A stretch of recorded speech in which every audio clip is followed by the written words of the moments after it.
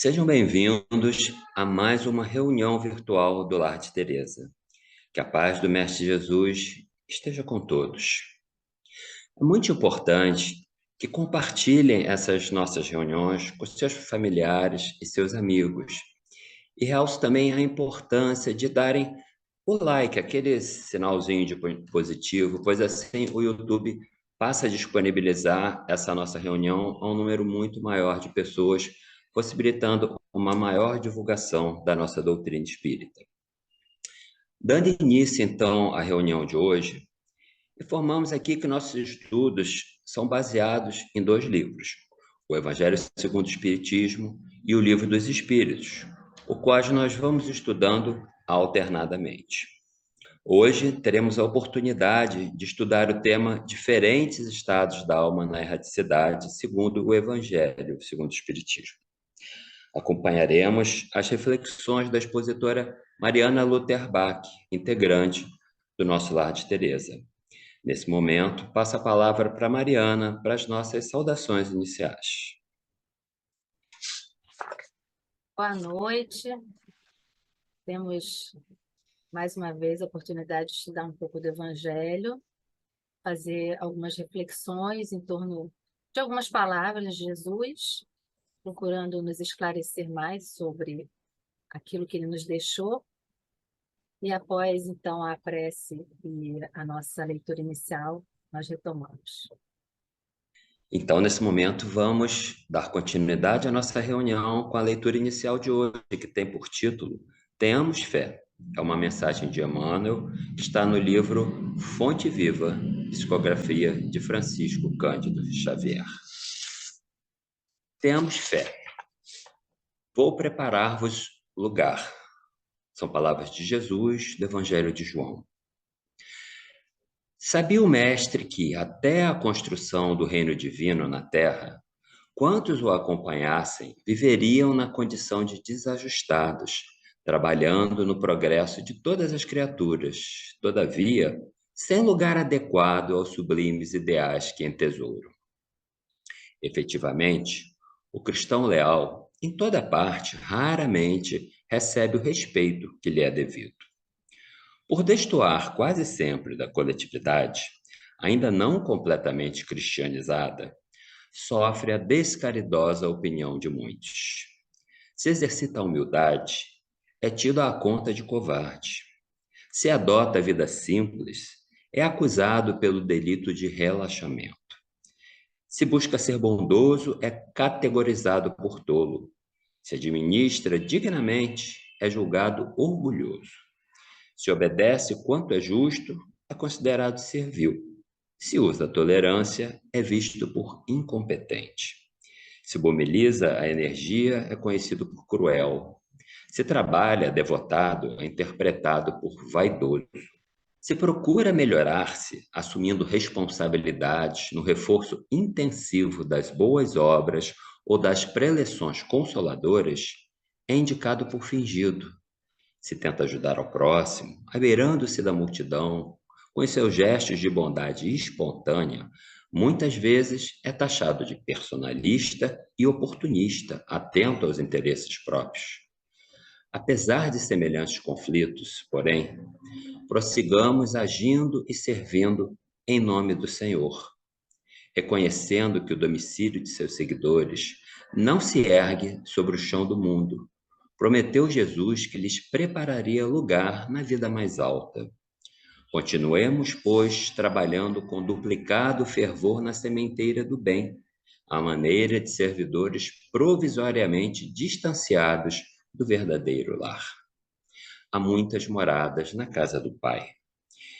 E o Cristo segue servindo adiante de nós. Tenhamos fé. Emmanuel, do livro Fonte Viva, capítulo 44. Vamos passar então, nesse momento, a nossa prece inicial, onde convido a todos a juntos elevarmos nosso pensamento a nosso Mestre Jesus e agradecer, Mestre, a oportunidade de estarmos aqui, encarnados nesse planeta Terra, conhecedores que somos dessa doutrina espírita, Senhor, que nos ajuda a aprofundar, a conhecer melhor os teus ensinamentos, que possamos, Senhor, aproveitar a oportunidade dessas reflexões que nos serão trazidas para realmente aprofundar nosso conhecimento, fortalecer a nossa fé e que com a nossa fé fortalecida possamos seguir adiante nessa nossa caminhada. Que assim possa ser, meu Senhor. Graças a Deus. Bom, vamos então dar início à nossa exposição de hoje e com as nossas melhores vibrações passamos a palavra a Mariana. Mais uma vez, boa noite. Bom, também pode ser boa tarde, bom dia, dependendo da hora que cada um pode estar assistindo, né? O virtual nos dá essa possibilidade. E hoje nós temos um tema que nós estamos iniciando o estudo desse capítulo, que é Há muitas moradas na casa de meu pai. E esse capítulo a gente vai começar o estudo dele hoje, depois ele vai ser continuado em outras exposições mais à frente. Allan Kardec ele inicia esse capítulo trazendo um trecho de uma conversa de Jesus com os seus discípulos naquele momento da última ceia. Era o momento que Jesus procurava preparar os discípulos para os acontecimentos que estavam para se dar, né? A sua prisão, sua morte, depois o trabalho apostólico que eles teriam sem a presença física dele, para que eles se mantivessem confiantes em Deus, né? No futuro. Então ele trouxe ali uma série de orientações e dentre elas Jesus disse a eles essas palavras que estão no Evangelho de João e que estão então colocadas no início, né, desse capítulo, que é: não se turbe o vosso coração. Credes em Deus, crede também em mim. Há muitas moradas na casa de meu pai. Se assim não fosse, eu já vou-lo teria dito, pois me vou para vos preparar o lugar. Depois que me tenha ido e que vos houver preparado o lugar, voltarei e vos levarei comigo, a fim de que, onde eu estiver, também aí estejais. Então, inclusive, foi a temática da nossa mensagem inicial, né? De Jesus indo à frente, nos preparando o lugar. Mas a ideia aqui é pensar, né? Como que a gente deve interpretar essa frase de Jesus? Há muitas moradas na casa do meu pai. Inicialmente, Allan Kardec nos coloca, né, nos lembra aquilo que, né, quando Allan Kardec escreve o Evangelho segundo o Espiritismo, a doutrina espírita já estava organizada no Livro dos Espíritos. Então, as ideias que ele traz aqui eram ideias que, a princípio, não eram novas para quem já vinha estudando, né, já vinha tendo contato com os ensinamentos da doutrina espírita. Então, ele nos recorda que a casa do Pai, bom, isso também nem só para quem é espírita, né? Eu acho que para todos que têm a crença em Deus, veem que a casa do Pai é o universo. E aí, ele nos recorda que as diferentes moradas são os mundos que circulam no espaço. E esses mundos, para nós que entendemos, né, que nós não estamos limitados somente à vida na Terra, esses mundos oferecem a todos nós espíritos oportunidade de encarnarmos em diferentes situações, em vários lugares, em várias possibilidades, de acordo com a situação em que nós nos encontramos. No Livro dos Espíritos, né, nós temos uma parte que fala sobre a pluralidade, né, dos mundos habitados. E onde, inclusive, Allan Kardec pergunta se todos os globos que estão no espaço são habitados. Os espíritos respondem que sim. A gente pode até achar um pouco estranho, porque hoje nós já temos aí muitos sondas, né, que foram ao espaço, né, e que já passaram aí por vários planetas, satélites, e até hoje ninguém viu nenhum ser, né, nesses planetas por onde se tem passado. Então a gente pensa, poxa, mas os espíritos falaram que todos os globos que se movem no espaço são habitados. A gente também tem que pensar que essa habitação não necessariamente são espíritos encarnados. Pode haver ali colônias de espíritos desencarnados, né? E também podemos pensar que pode também ter ali ocupação de espíritos que tenham talvez uma veste física tão sutil que para os nossos olhos não seja visível, né? Não sabemos. Mas o fato é que eles colocam que realmente o universo não foi criado só para Deus, só para nós, né? Por Deus, só para nós. Com certeza nós não temos o privilégio de ter aqui na Terra o único local com seres racionais, né? O nosso globo, um globo tão pequeno, né? Dentro de todo o universo, né? Nem seria lógico pensar que só aqui, né, teria essa possibilidade, né? Então, Allan Kardec começa aproveitando essa possibilidade para nos recordar dessa questão, né, dos mundos, assim, fisicamente falando. Mas essa frase ela tem um outro sentido. E aí é esse que ele vai realmente explorar mais aqui, que é justamente o que dá título, que é essa questão do estado do espírito na erraticidade. O que é a erraticidade? Esse termo que Allan Kardec usou aqui nesse livro. No Livro dos Espíritos, esse termo, espírito errante, né, ele é usado para designar um espírito que se encontra no intervalo entre uma encarnação e outra. Um espírito que aguarda uma oportunidade de uma nova existência. Então, a erraticidade é esse período entre encarnações.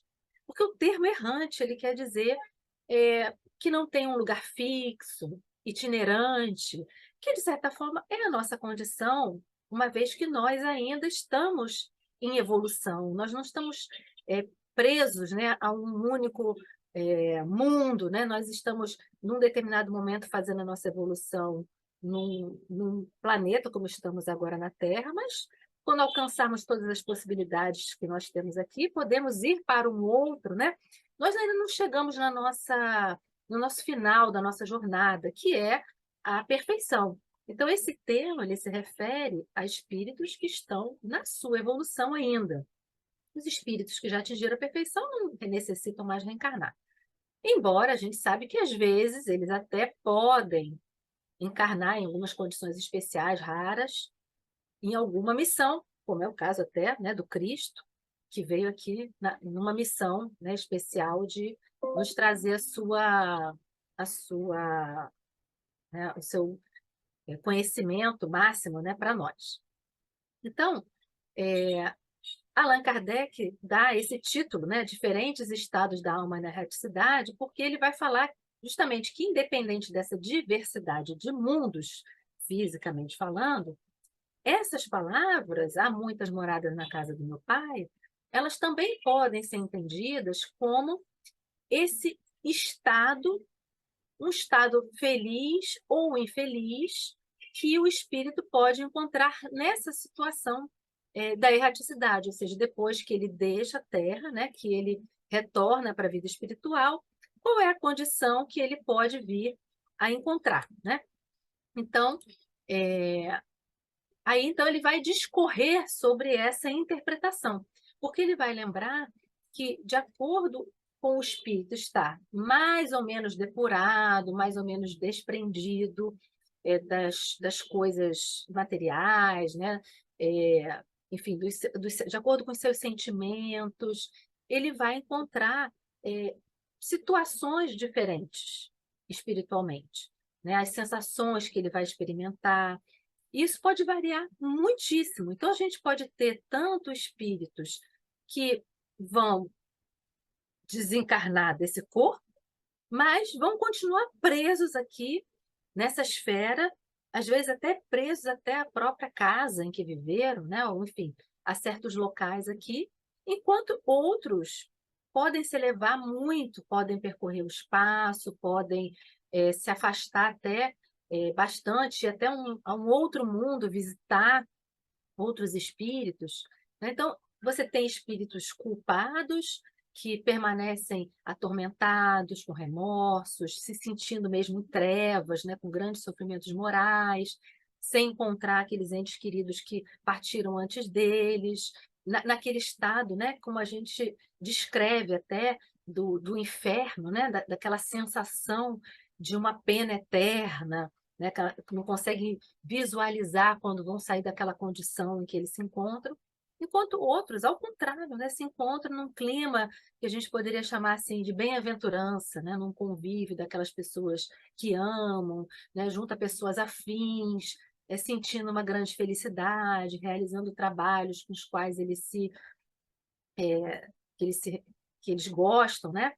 Enfim, se sentindo úteis. Então, essas condições, elas também podem ser consideradas moradas, né? Embora não seja assim uma morada circunscrita, localizada, né, aqui ou ali, mas são condições que a gente identifica, e isso é muito interessante no livro O Céu e o Inferno, porque Allan Kardec, nesse livro, é até muito instrutivo a gente perceber isso nesse livro, porque ele reuniu ali mensagens de diversos espíritos em situações assim muito variadas.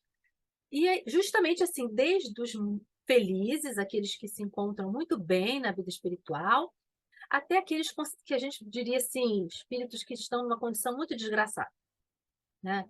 Espíritos assim suicidas, espíritos em grandes sofrimentos, e cada um fala daquilo que viveu, o que o levou àquela condição. Então, é muito fácil da gente entender o que nos leva a estar colhendo mais adiante alguma coisa. A gente entende bem a lei de causa e efeito, que é a lei divina. E essa lei é interessante porque ela é muito diferente daquilo que a gente tem na lei humana. Nossa lei humana, ela é uma reprodução muito pequena, muito limitada da lei divina. Assim, é uma tentativa, né, de algo justo, mas que ainda fica muito distante da justiça realmente divina. Porque que na Terra, na maior parte das vezes, as penas elas não estão muito relacionadas ao fato em si. Então a pessoa faz uma coisa, né? Então, por exemplo, sei lá, uma coisa simples, a pessoa destruiu um patrimônio público. Então a pena, de repente, a pessoa vai ser presa. Mas aí você pensa, o que tem a ver a pessoa ser presa com ela ter depredado alguma coisa? Talvez o ideal seria que ela reconstruísse aquilo, né? Mas nem sempre você tem essa condição, né, aqui na Terra, de usar algo que seja efetivamente educativo para o espírito. Então, as nossas penas são muitas vezes até não são educativas, né? Não nos faz efetivamente, muitas vezes, repensar o erro. Não, você não vê ali uma relação, muitas vezes, de causa e efeito, ao contrário da lei divina. Na lei divina, a relação de causa e efeito ela é totalmente relacionada, né? Porque a lei é perfeita. Então, o que a gente vai observar é que a condição espiritual que a gente vai encontrar, na qual a gente vai estar, ela é totalmente de acordo com a nossa maior ou menor proximidade com Deus. Então, a gente vai estar mais ou menos perto de Deus. Então, isso tem a ver com a nossa vida aqui na Terra. A gente sabe que a gente recebe de acordo com as nossas próprias obras. Então, a nossa morada, em verdade, nós mesmos que construímos com os sentimentos que a gente tem, os sentimentos que a gente agasalha, digamos assim. A gente sabe que no universo tudo é vibração.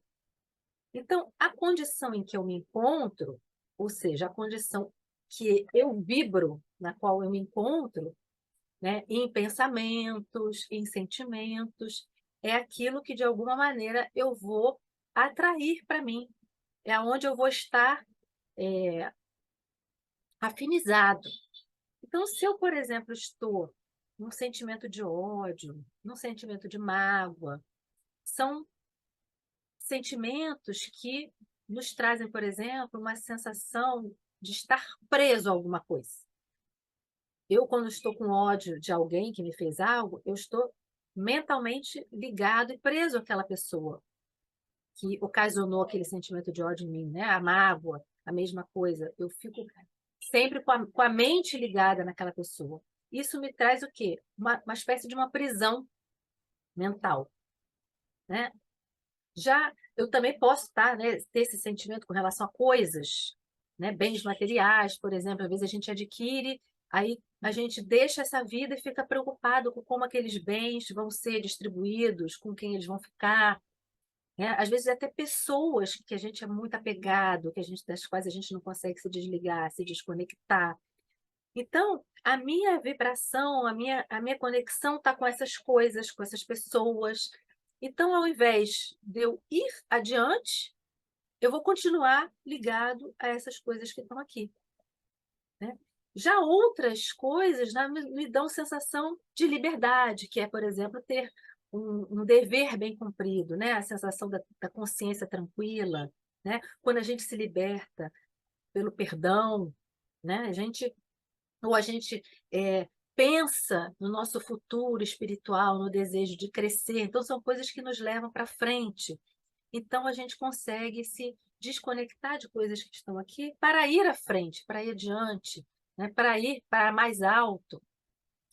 O Emmanuel tem uma mensagem também muito interessante no livro Justiça Divina, que se chama Lugar Depois da Morte, onde justamente ele fala desse questionamento que a gente muitas vezes tem, né? Para onde será que eu vou quando eu morrer? É muito comum as pessoas, às vezes, que acreditam em alguma coisa, né, depois da vida na Terra, se preocuparem para onde elas vão. E aí ele fala, né? Normalmente a gente deseja o quê? A gente deseja ter um repouso, né? Depois de uma vida, às vezes, né, muito cansativa, né, dos problemas do mundo. A gente deseja se unir com as pessoas que a gente ama, que já partiram, a gente quer felicidade, né? Enfim, coisas que nos sejam agradáveis, né? E aí, só que ele lembra, ele nos faz pensar da seguinte maneira, que aqui na Terra a gente convive, né, em diversos ambientes, a gente tem os nossos compromissos familiares, a gente tem as nossas responsabilidades, assim como pessoa que vive, né, na sociedade, enfim, como cidadão, a gente tem os negócios, o trabalho, e nesses ambientes em que a gente cumpre, né, os nossos deveres e tudo mais, até pela educação que às vezes nós recebemos, nós muitas vezes procuramos parecer coisas que nós na prática não somos intimamente. E aí ele faz uma comparação, né? Pensando assim, ele nos recorda alguns animais em algumas situações de trabalho. Ele nos traz, por exemplo, o cavalo. O cavalo, que muitas vezes está ali puxando uma charrete, por exemplo, né? Quando você solta o cavalo, o que ele faz? Ele vai correr lá para a pastagem, né? Vai pastar, aquilo que lhe agrada. É uma serpente que você às vezes teve que prender para poder retirar ali o soro. Na hora que você liberta, o que ela procura? Procura logo uma toca, né? Um local assim escondido.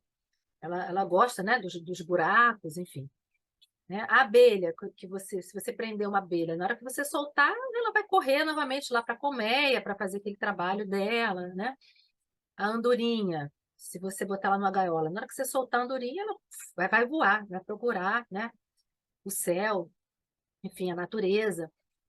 E aí ele fala que a gente deve pensar que uma coisa é quando você está ali naquelas relações sociais, nas relações de trabalho, que às vezes a gente é induzido a ter certos comportamentos, né, um comportamento social.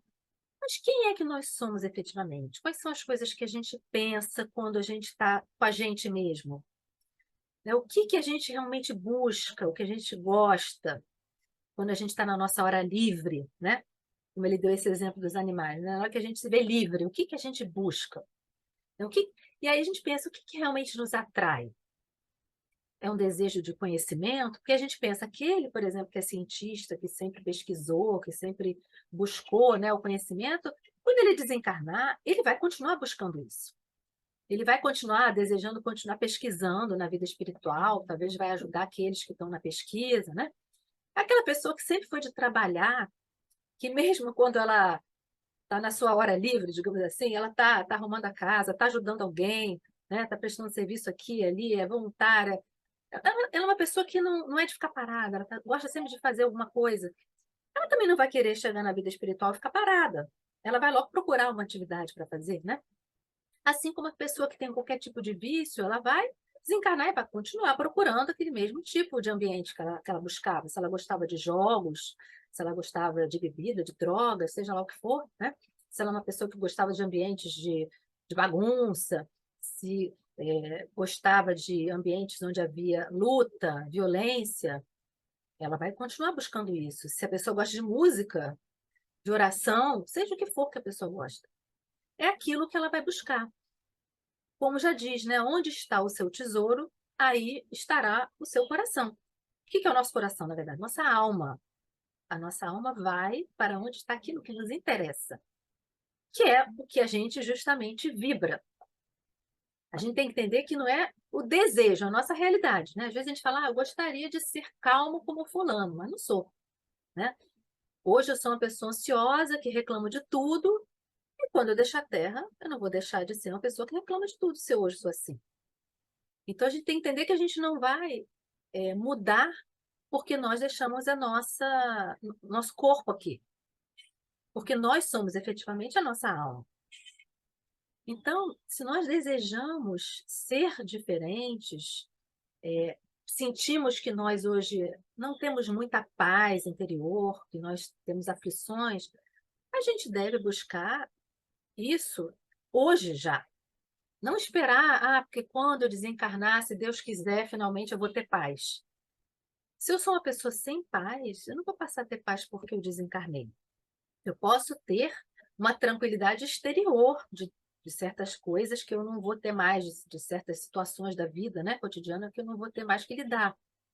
Mas se eu tenho algum tipo de desconforto interior, isso não vai mudar. Se eu tenho dúvidas, se eu tenho inseguranças, se eu tenho medos, né, eu posso continuar tendo, porque eu vou continuar convivendo com a minha mente. A minha mente vai comigo para onde eu for.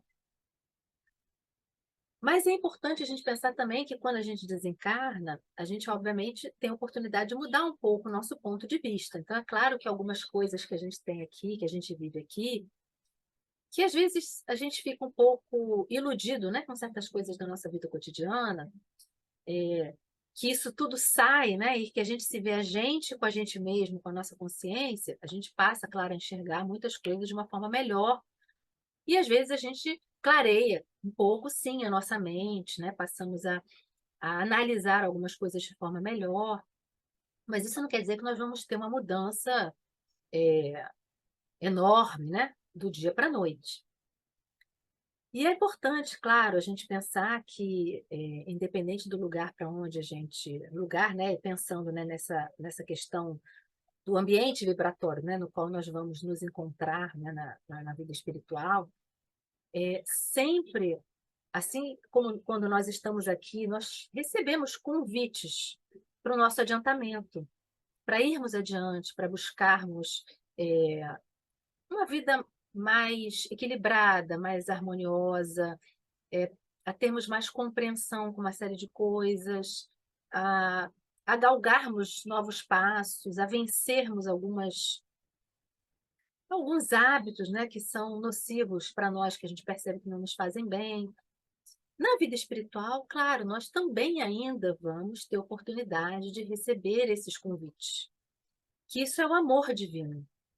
Então, o espírito pode estar na condição pior possível, nas trevas mais terríveis de consciência, sempre haverá possibilidades de se sair daquela condição para uma condição melhor e mais equilibrada. Tudo depende da própria criatura, do desejo que a criatura tenha de se modificar, de sair daquele estado. O que acontece é que muitas vezes a pessoa se vê numa situação difícil, né? Um exemplo assim que é bem conhecido de muitas pessoas que já têm o contato com a literatura espírita é o caso do espírito André Luiz, do que ele relata no livro Nosso Lar. Ele ficou muito tempo vagueando, né, quase como um mendigo, porque na verdade espiritualmente era como ele se sentia. Ele era um mendigo espiritual, porque ele não tinha desenvolvido espiritualmente sentimentos nobres.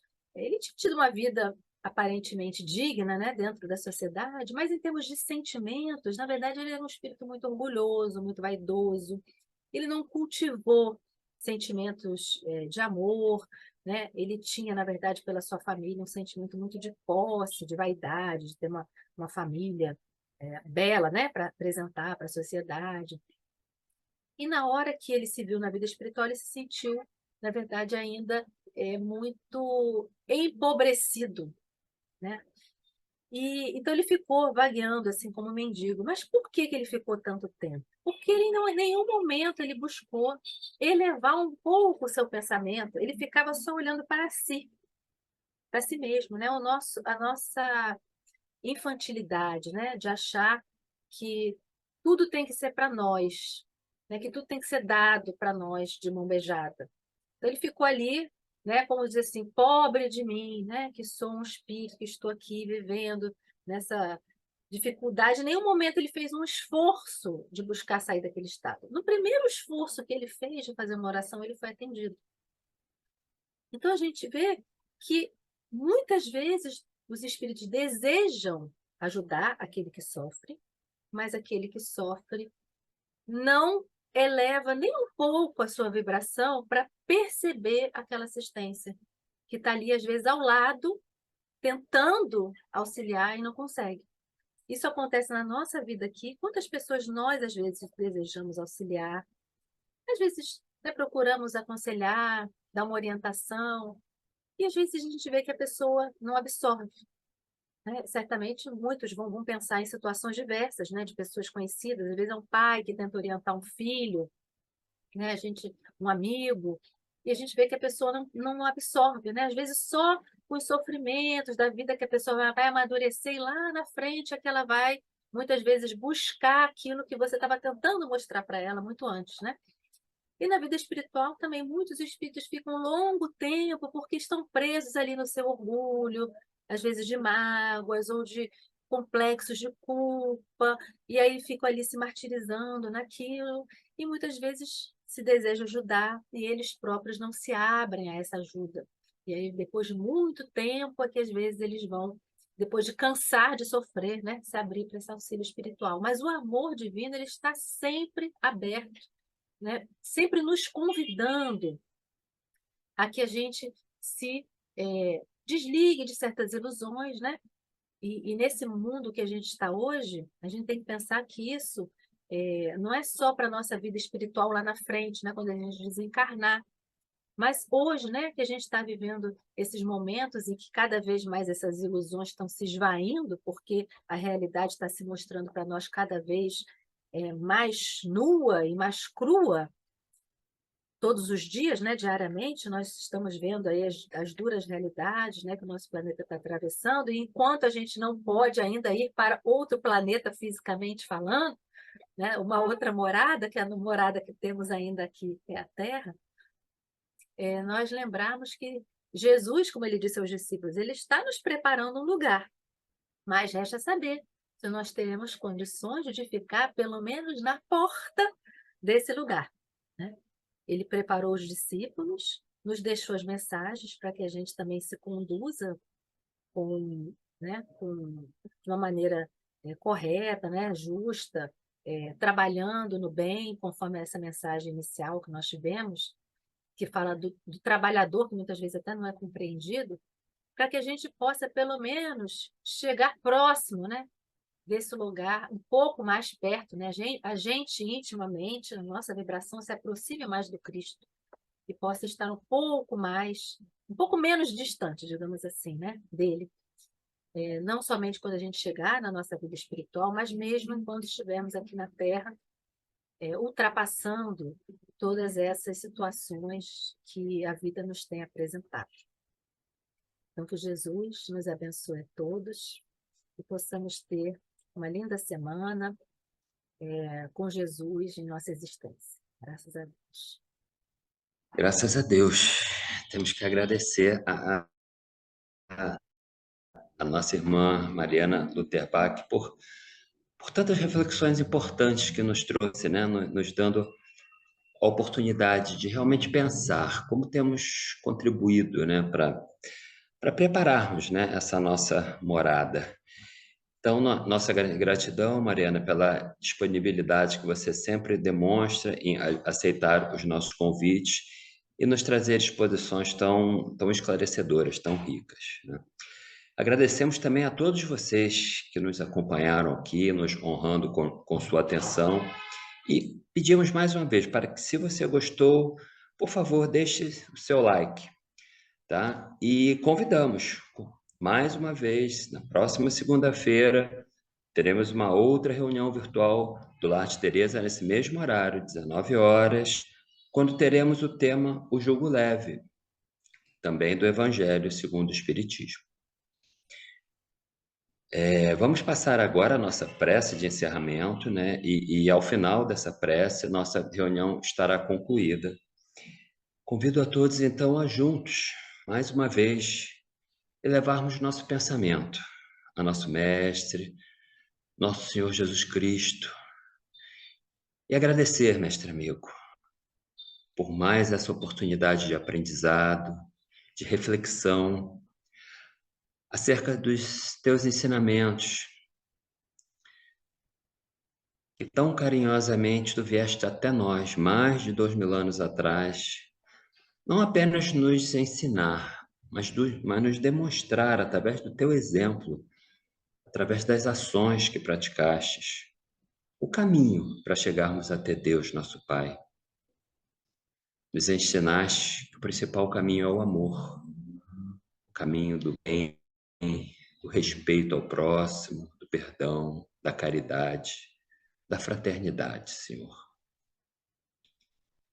E é com essa prática que estaremos cada um de nós contribuindo para não apenas melhorarmos essa nossa morada aqui, atual, no nosso planeta Terra, que de fato nesse momento atravessa tanta dificuldade, são tantos irmãos em situação de dor, de sofrimentos, que possamos, cada um de nós, com nossa vibração de amor, com pensamentos positivos, com atos e ações no bem, que possamos cada um de nós contribuir para melhorar esse nosso planeta, para melhorar as condições, Senhor, dessa nossa morada. Agradecemos também aos espíritos amigos, protetores, mentores de nossa casa, que estão sempre conosco, nos intuindo, nos fortalecendo para essa nossa caminhada. Mais uma vez, Mestre, rogamos então a Ti, que fique conosco, que nos envolva com Tua luz e Tua paz, para que possamos juntos seguir nessa caminhada na direção de Deus, nosso Pai de amor e misericórdia. Que assim possa ser, graças a Deus.